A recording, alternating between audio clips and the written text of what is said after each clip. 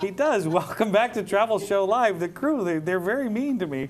They're not, please call the police. No, I'm kidding. Welcome back to the program. I'm happy to do this interview. I've been looking forward to this for quite some time. Marion Forestier, did I say it right? Perfect. I did? I got it right? Exactly. Oh, I love it. From the French Tourism Office. I was looking at a map yesterday because I'm planning a quick trip to Italy. To do some places that we haven't shot videos in. And as I was looking at my trip, we're starting in the north, we're kind of moving south. I was looking at my trip and going, oh, we have to go over to Pisa to do a quick thing. And then I kept looking over the map and thinking, why in the world we've not been to France? And we need to go. Oh, definitely. You have never been to France? Let's not even talk about it. Let's pretend. All right. I haven't. I have. I've been everywhere around you guys, and it's time. I want to make this year, if we can't make it at the end of this year, right at the beginning of next year, whenever you say we need to come and visit, immediately. Anytime. Definitely anytime. Because here's what happens. People go, and they come back and they report on their trips on this program and on, for years, and friends that have gone. They come back and they always say the same thing, that what we see in the movies is true. That's what you really experience there. And there are a few destinations around the world, I suppose, that are like that, but there's something about it. How do you describe that feeling that people have when they leave? If it's Paris, I don't know. If it's a first-time traveler or a repeat traveler, it's it lives up to its billing. Yeah. I mean, for instance, Paris. I mean, you've never been there, and you've seen the Eiffel Tower on TV. I don't know, the Louvre, whatever, the Champs-Élysées. Right.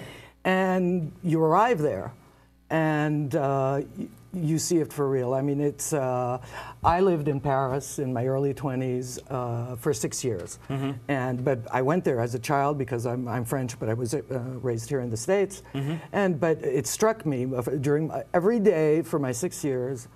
I just found it unbelievably beautiful. Yeah. A surprise at every turn. It's a walking city.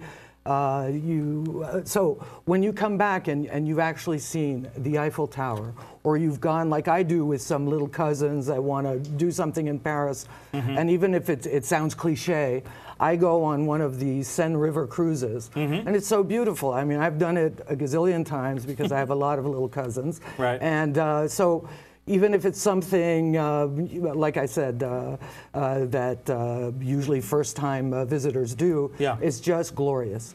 Because you're there along the Seine, those beautiful 17th, 18th, or 19th century buildings, and then you arrive right below the Eiffel Tower. I mean, it's just, it's pretty breathtaking. Well, let's talk about the person who has done Paris. They did a week, they did 10 days, or whatever the case, and they're coming back for a secondary visit.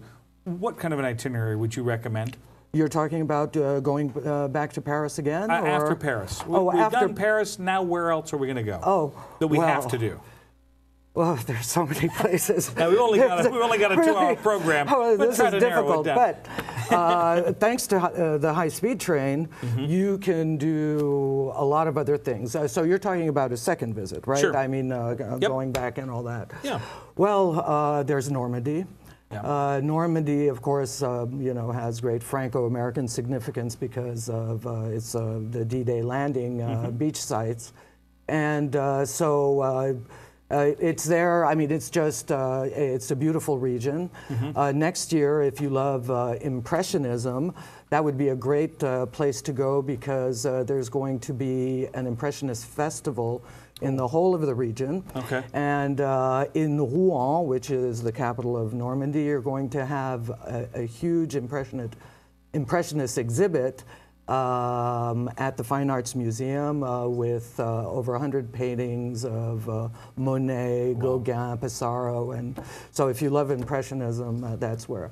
But of course, some people will say, well, what about the Riviera and the Provence area? Of course, that's one of the favorite destinations for first or second time travelers. So that I would highly recommend. You can get down there by the high-speed train in 5.5 hours. And of course, depending on what your interests, I mean, you have the Mediterranean right there. You can visit all those legendary towns like Cannes or Antibes, Nice, and all that.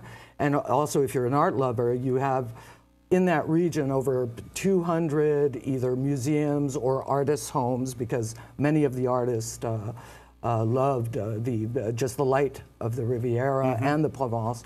So you can see the Chagall Museum in Nice, etc. I mean, Picasso in Antibes, and there are a lot of artists' itineraries. So you can just, make an itinerary of things that interest you the most. And how about the locals? Now, are they going to be excited to see tourists? Of course. Yeah? No, definitely. I mean, I don't know, but we do love Americans in France. And, well, all right. That's fine. I just thought I'd bring it up. That's all right. No, very much. And then, it's changed a lot from the last 20 years. Most people do speak English, and because there's been, except for Paris, concerns going out in the regions. But, so, I mean, there's a lot of exciting places to go. I don't know if, if you're a skier, you can go at every period. You can. I was going to say... every season, there's something to do, discover, or... if you have an activity like I was saying, skiing, you can you can go the French Alps. We have the highest peak in Western Europe with the Mont Blanc, and but also you can weave in with the skiing, visiting. Towns in the valley, good food, etc. So I was going to say, we are going to eat while we're there, correct? You keep talking about all these activities, and I'm already getting hungry thinking about French sauces. So we have to be doing that, correct? Oh, definitely. Yeah, definitely. Well, it's France has one of the great gastronomies of the world, and everywhere, whether you go to a starred Michelin restaurant. Or a little bistro, I think you'll be very happy, and so will your budget, because there are choices. Whether it's in restaurants and bistros, and even hotels if people are a little concerned about price and everything like that. Definitely. So. Marion, thank you for doing this today. Oh, well, thank you. This has been a perfect introduction. Will you come back? I would love to come back, and we'd love to have you in France. We're going to need to talk about that, absolutely. Thank you very much. I'm ashamed I haven't been there yet, so we're working on it. Maybe I shouldn't even say that. I don't know. Oh, there's a place down in the Caribbean. We're going to do it. We're going to take a little break. Right. Curacao. And I am very excited to talk about this. We're going to do that next. Okay. Will that be all right with you? That is fine with me. As long as you say so. We'll continue here on Travel Show Live. What's the website? We should talk about that, too. FranceGuide.com. FranceGuide.com. We can remember that. Oh, they put it up on the screen. Again, the crew is so good. I'm telling you. We will continue. Stay with us. Nice going, Al.